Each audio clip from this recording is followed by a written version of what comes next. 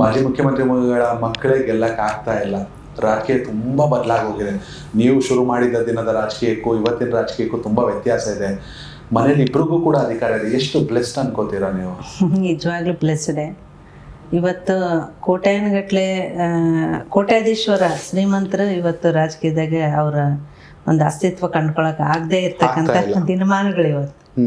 ಅದರಲ್ಲಿ ಸಂಡೂರಿನ ಜನ ನಮಗೆ ಸತತವಾಗಿ ಕೈ ಹಿಡಿದು ಆಶೀರ್ವಾದ ಮಾಡ್ತಾ ಇದ್ದಾರೆ ಅಂತಂದರೆ ನಾವು ಯಾವಾಗಲೂ ಸಂಡೂರು ಜನತೆಗೆ ಕೃತಜ್ಞರಾಗಿರ್ತೀವಿ ಇಬ್ಬರು, ನಾವು ಮತ್ತು ಮಾನ್ಯ ಸಂಸದರು. ಯಾಕಂದರೆ ಅವ್ರು ಕೊಟ್ಟಂಥ ಒಂದು ಪ್ರೀತಿ, ವಿಶ್ವಾಸ, ನಮ್ಮ ಮೇಲೆ ಇಟ್ಟಂಥ ನಂಬಿಕೆ, ನಿರೀಕ್ಷೆಗಳನ್ನ ನಾವು ಸಂಪೂರ್ಣವಾಗಿ ಅವರಿಗೆ ತಲುಪಿಸ್ತಕ್ಕಂಥ ಕೆಲಸ ಮಾಡ್ತಾಯಿದ್ವಿ. ಅವ್ರೇನು ನಿರೀಕ್ಷೆಗಳನ್ನು ಇಟ್ಟಿದ್ರು ನಮ್ಮ ಮೇಲೆ, ಅವನ್ನ ಪ್ರಾಮಾಣಿಕವಾಗಿ ಪ್ರಯತ್ನ ಮಾಡಿ ಅವನ ನಿರೀಕ್ಷೆಗಳನ್ನ ಪೂರೈಸ್ತಕ್ಕಂಥ ಕೆಲಸವನ್ನು ನಾವಿಬ್ಬರು ಮಾಡ್ತಾಯಿದ್ವಿ.